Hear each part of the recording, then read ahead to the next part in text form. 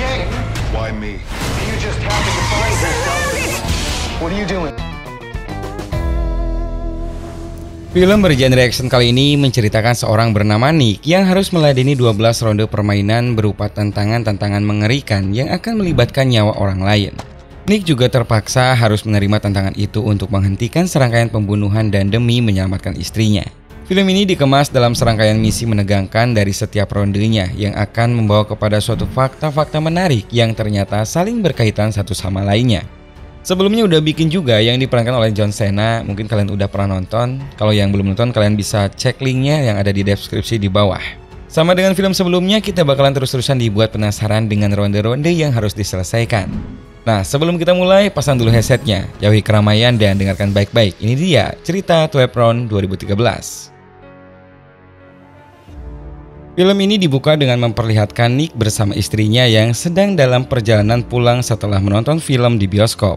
Saat mereka bersantai dan menuju parkiran, tiba-tiba kecelakaan mobil terjadi tepat di depan mereka. Nick yang merupakan seorang petugas medis EMT berusaha untuk segera menolong satu persatu korban yang terjebak di dalam mobil. Sementara istrinya ia perintahkan untuk menelpon bantuan. Dengan sekuat tenaga, ia pun berusaha mengeluarkan semua korban yang ada. Namun ketika bantuan medis datang, sayangnya salah seorang penumpang wanita tak tertolong dan meninggal di tempat kejadian. Setahun kemudian, Nick kini telah menikah dan hidup bersama dengan Sarah. Di pagi itu, ia pun dijemput oleh temannya Jay untuk segera melakukan tugasnya berpatroli. Sama seperti hari-hari biasanya, ia pun berkeliling dan menunggu panggilan dari orang yang membutuhkan. Dan di malam itu, ia pun mendapatkan informasi untuk pergi ke suatu tempat. Setibanya di tempat yang cukup sepi itu, ia menemukan seorang pria yang terlihat kesakitan. Rupanya di dalam perut orang itu ada benda asing yang sebelumnya dengan paksa telah dimasukkan. Belum juga diperiksa, Nick tiba-tiba mendapatkan telepon yang mengatakan ia harus ikut ke dalam sebuah permainan. Karena jika tidak, maka Sarah akan dibunuh. Mendengar itu, Nick tentu saja emosi dan menantangnya untuk bertemu. Dan lagi-lagi si penelpon menjelaskan kalau ada 12 ronde yang harus ia selesaikan.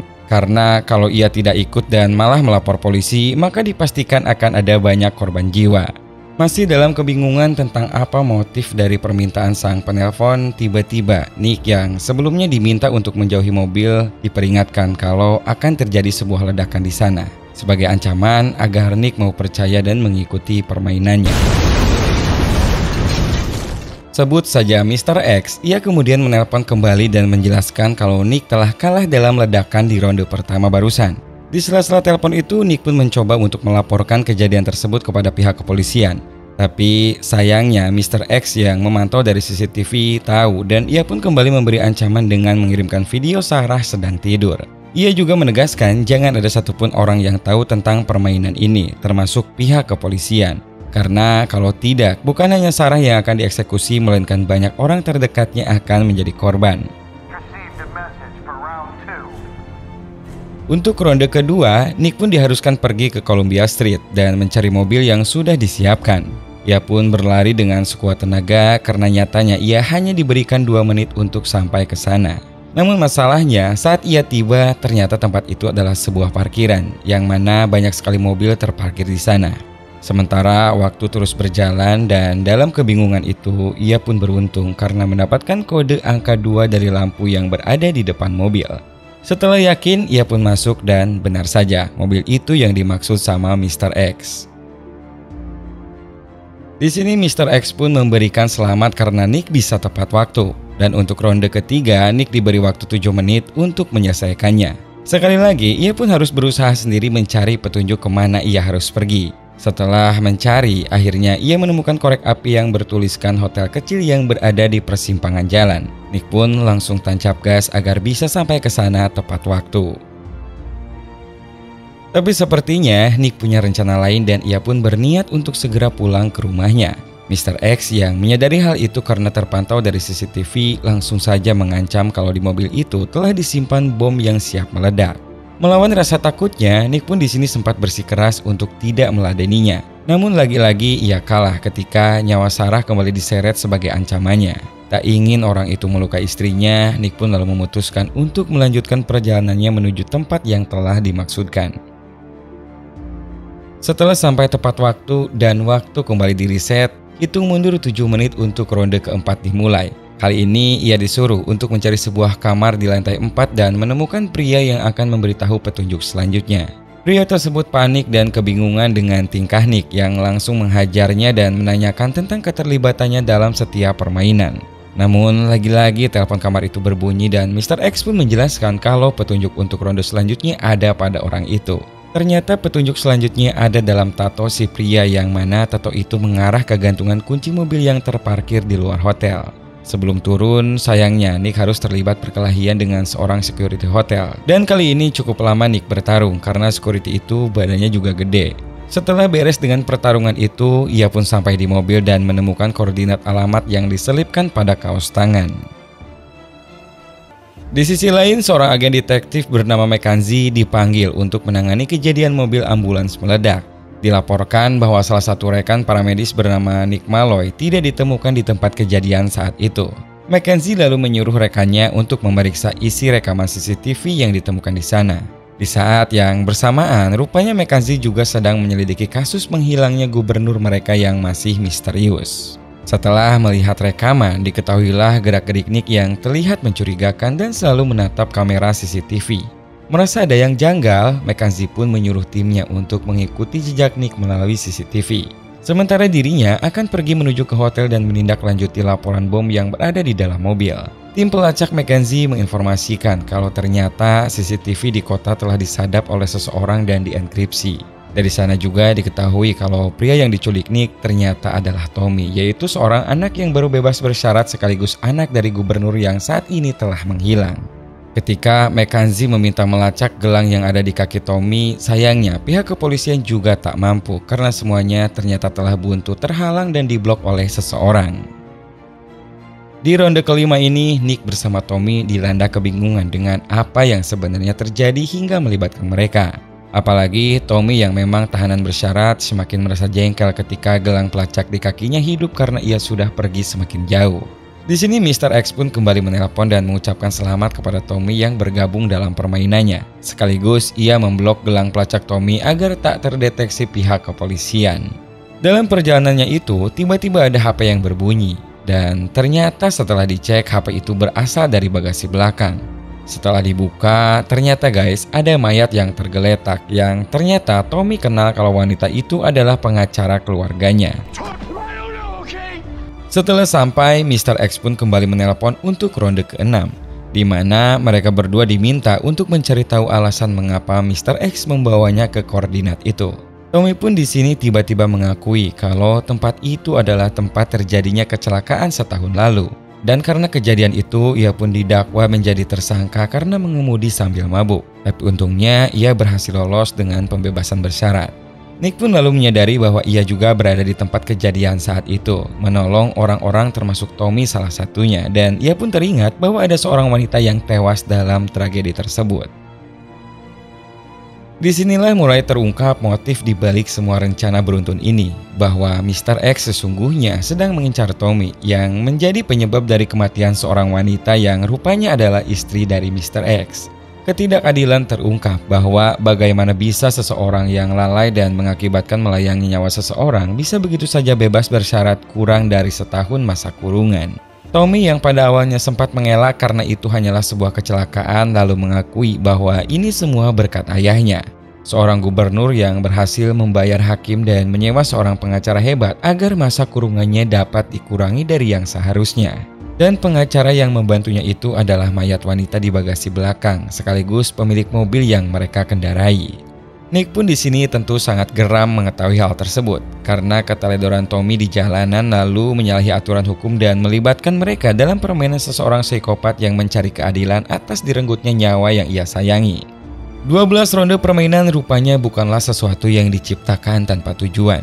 12 ronde tersebut tertuju pada misi pembunuhan kepada beberapa orang yang terlibat dalam kecelakaan dan ketidakadilan yang dialami oleh Heller, yaitu si Mr. X. Sempat terjadi kejar-kejaran karena Tommy yang berusaha kabur dari Nick. Ulah konyol Tommy kali ini menyebabkan Nick dianggap gagal menjalankan ronde ke-7 dan Heller pun mengaktifkan kembali sistem pelacak di gelang kaki Tommy. Keberadaan mereka akhirnya diketahui oleh tim investigasi yang langsung mengerahkan semua timnya ke lokasi. Tommy pun sempat meminta bantuan kepada polisi yang berpatroli, namun untungnya Nick berhasil melawan para polisi dan mencuri mobilnya untuk kabur.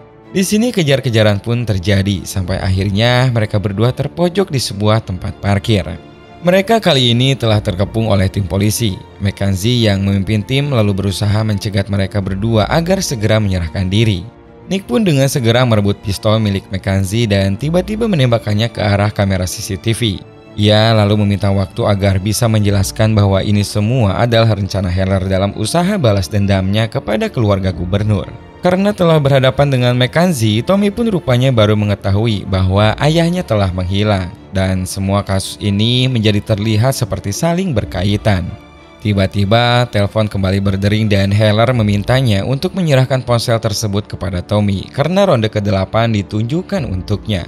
Ia pun diminta untuk pergi ke sebuah pabrik gula tua milik ayahnya yang merupakan tempat di mana sang gubernur disekap. Mackenzie lalu menjelaskan kalau semuanya harus tetap ikut permainan agar nantinya Heller bisa ditangkap. Ketika sampai di sana, Tommy pun mendapati ayahnya diborgol di tengah-tengah gundukan pasir yang semakin meninggi dan akan menguburnya hidup-hidup. Nick pun di sini berusaha menolongnya dengan menghancurkan mesin penuang pasir itu, namun nyatanya nihil. Sementara Tommy berusaha terus menggali agar ayahnya tidak tenggelam dan tetap bernafas. Di tempat lain, Mackenzie bersama timnya sedang menelusuri jejak Patrick Heller. Mereka pun berhasil menemukan identitas lengkap Heller yang rupanya adalah seorang insinyur yang mendirikan salah satu perusahaan keamanan swasta. Dan bukan itu saja, kebetulan banyak menangani kontrak-kontrak pemerintah seperti pelatihan militer elit. Setelah berhasil dilacak, ia pun bersama tim SWAT segera melakukan penggerebekan di sebuah gudang tak terpakai. Kembali lagi ke Nick yang berpikir keras, ia pun berlari keluar dan mengambil mobil ekskavator untuk mengalihkan arah tumpahan pasir tersebut. Usahanya kali ini tak sia-sia dan mereka pun akhirnya berhasil menyelamatkan ayahnya Tommy. Mackenzie menelusuri area tersebut dan menemukan gerak-gerik mencurigakan dari sebuah ruangan. Terkejut dengan munculnya seseorang yang bersenjata, mereka pun lalu menyerangnya dengan tembakan. Dan rupanya orang tersebut adalah Hakim Perlmutter, seorang hakim yang menerima bayaran dari gubernur agar Tommy anaknya dapat dibebaskan. Dari ruangan tersebut, Heller rupanya telah mengikuti perkembangan berita tentang orang-orang tersebut dari sejak lama. Terlihat dari bukti potongan-potongan koran dan foto-foto yang ia temukan dari hasil pantauan melalui CCTV kota yang telah disadap. Tiba-tiba salah satu komputer menyala dan menampilkan wajah Heller yang mengungkapkan fakta lainnya. Ternyata guys, selama ini rekan Mackenzie yang mengikutinya kemana-mana rupanya merupakan salah satu orang yang mengambil andil dalam berlangsungnya kecurangan proses hukum Tommy. Ia ternyata memusnahkan salah satu berkas penting yang menjadi bukti kejahatan Tommy saat itu dan turut membantunya agar segera bebas dari hukuman. Mackenzie tentu saja terkejut dengan fakta tersebut. Mereka sempat terdiam beberapa saat hingga tiba-tiba bom meledak di ruangan tersebut dan membunuh sang detektif muda yang tidak sempat menghindar bersama Mackenzie dan timnya. Permainan rupanya masih berlanjut. Sesaat setelah ayah Tommy berhasil diselamatkan, Nick pun kembali mendapatkan telepon. Ternyata di sana Nick pun dianggap gagal menjalankan ronde ke-9 yang bahkan belum disebutkan misinya. Semua itu karena ia ketahuan telah bekerja sama dengan agen detektif dalam menangani masalah ini. Tiba-tiba saja Heller muncul dengan membawa Sarah. Ronde ke-10 lalu diselesaikannya sendiri oleh Heller dengan menembak mati ayah Tommy. Tommy pun sangat kalut dan marah mendapati ayahnya tergeletak mati di hadapannya. Itulah yang memang diinginkan seorang Heller. Ia ingin Tommy merasakan kehilangan sama seperti apa yang ia rasakan saat kehilangan orang yang begitu penting dalam hidupnya. Lalu Heller pun menyuarakan tentang ronde ke-11 yang ditunjukkan kepada Tommy. Ia ingin Tommy melakukan sesuatu untuknya dan Tommy pun langsung melumpuhkan Nick dengan alat setrum yang ia bawa dari mobil hingga Nick pun kehilangan kesadarannya. Beberapa saat kemudian, kini Tommy sudah diikat di sebuah kursi. Heller di sini meluapkan semua rasa sakit hatinya kepada Tommy, seorang anak gubernur yang terkenal dengan kebandelannya dalam dunia malam. Heller pun menyuruhnya untuk memilih salah satu minuman keras dari kedua botol yang sama, yang mana salah satunya telah diberi racun. Merasa bahwa dirinya masih punya kesempatan hidup, Tommy pun memilih salah satunya dan berhasil meminum minuman tanpa racun di dalamnya. Tentu saja nggak selesai segampang itu. Heller lalu menumpahkan minuman alkohol tersebut dan meletuskan tembakan sehingga percikan apinya berhasil membuat kebakaran besar. Ia pun lalu meninggalkan Tommy yang mati terbakar begitu saja. Setelah menyelesaikan urusannya dengan Tommy, kini rupanya ia telah berencana untuk menyelesaikan ronde terakhir dengan melenyapkan Nick bersama istrinya. Ronde terakhir ini akan sama seperti kecelakaan setahun lalu. Mereka akan diledakkan di mobil itu di jalan tepat di mana istrinya dulu meninggal. Ia menganggap karena ulah Nick lah Tommy terselamatkan sementara istrinya harus meninggal. Sempat terjadi perdebatan di antara mereka berdua hingga Nick pun berhasil melepaskan ikatan tangannya dan berontak menyerang Heather yang saat itu telah mengaktifkan bom di dalam mobil yang mereka kendarai. Untung saja Nick pun berhasil merebut senjata yang dipegang Heller. Ia pun lalu menembakkannya ke arah pintu belakang mobil. Setelahnya, ia pun bersama istrinya berhasil keluar dari sana dengan menjatuhkan diri. Dan pada akhirnya, ronde ke-12 dalam permainan itu mengorbankan nyawa Heller sendiri.